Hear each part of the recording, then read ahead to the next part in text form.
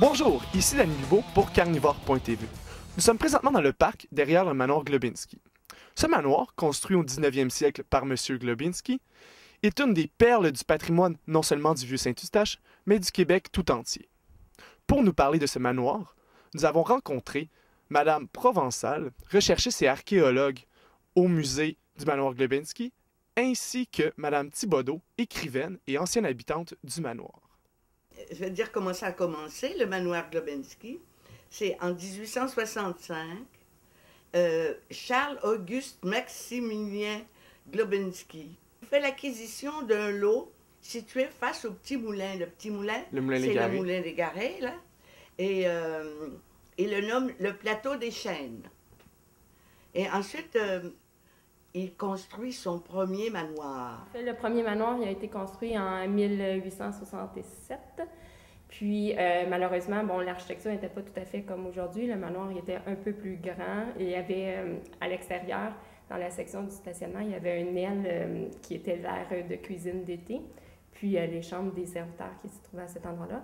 Mais malheureusement, en 1901, il y a eu un incendie qui a détruit le bâtiment et il a été reconstruit sous la mode de l'époque était d'inspiration américaine, donc maisons coloniales, qui sont quand même des grosses maisons, qui, en fait, les particularités de ces maisons-là, c'est les porches à l'avant, donc on n'a plus des grandes galeries, mais qui ont souvent des balcons au second étage, donc qui est un peu un signe d'aisance pour l'époque.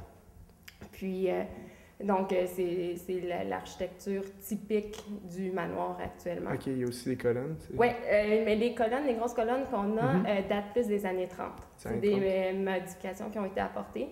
Puis, le balcon aussi, il n'était pas de forme en demi-lune comme présentement. Okay. Il était de forme carrée en 1902, lorsqu'il a été reconstruit. Donc, ces modifications-là ont été apportées plus dans les années 30 par le propriétaire. Il a été le dernier seigneur de la seigneurie Rivière-du-Chêne ici, mais seulement 6 mois, parce qu'après son mariage en 1854, le régime a été aboli. Puis, il est devenu le premier maire du coin. Donc, c'était la mairie ici? Oui, pendant un certain temps. Mais du moment que M. Globinski était maire, la mairie n'était pas ici. C'était sa demeure. C'était sa demeure. Ouais. Puis plus tard, quel rôle a joué le maire Globinski dans... En fait, c'était un homme d'affaires important. Il a été propriétaire, entre autres, du Moulin des Garrets. Il y avait une compagnie de chemin de fer, donc qui reliait Saint-Eustache à Sainte-Thérèse. Puis de cette façon-là, on pouvait se rendre jusqu'à Montréal. Puis, il y avait des compagnies pour les moulins assis, pour la coupe du bois. Donc, c'est quelqu'un vraiment d'important ici. Globinski n'était pas adoré par ici, non. Étant donné qu'il était un ennemi de patriotes. Il était un ennemi de patriotes de quelle façon? Il faisait partie de l'armée anglaise et puis il avait recruté les volontaires parmi des gens d'ici. Ce qui était très pénible à supporter pour les patriotes. Mais il était très riche et très habile. À sa mort, il fut acheté par un monsieur Lorrain. Mon grand-père avait l'œil sur cette maison et il voulait absolument, mon grand-père qui était un grand voyageur et qui n'était jamais installé quelque part. C'était un nomade? Oui, c'était un globe-trotter. Alors, il a décidé qu'il viendrait s'installer à Saint-Eustache. Et là, il a changé beaucoup la maison. D'abord, je dois souligner que sur les coins de la maison, les coins du toit, il y avait des tourelles. Il y avait des tourelles? Puis ça, on les aimait pas du tout. C'était en tôle galvanisée. C'était pas tellement un chef-d'œuvre d'architecture. Alors, il a fait enlever ça. Et les grandes colonnes, c'est lui qui les a posées.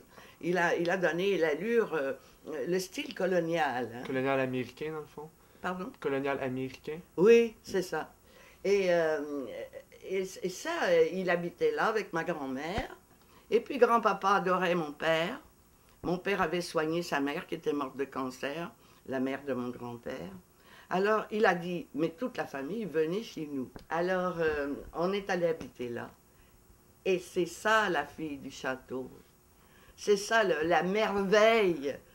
Une enfance tellement dorée, tellement extraordinaire, qu'à un moment donné, j'avais des amis qui disaient, mais écris-moi tout ça. Je racontais mes histoires. Et puis, j'ai écrit La fille du château. conclure, afin de nous parler du manoir Glubinski, nous avons rencontré deux gentilles dames, Madame Provençal ainsi que Madame Thibodeau. Ils nous ont parlé non seulement de l'histoire du manoir, mais aussi de son architecture. Donc, c'était Danny Bibeau pour Carnivore.tv.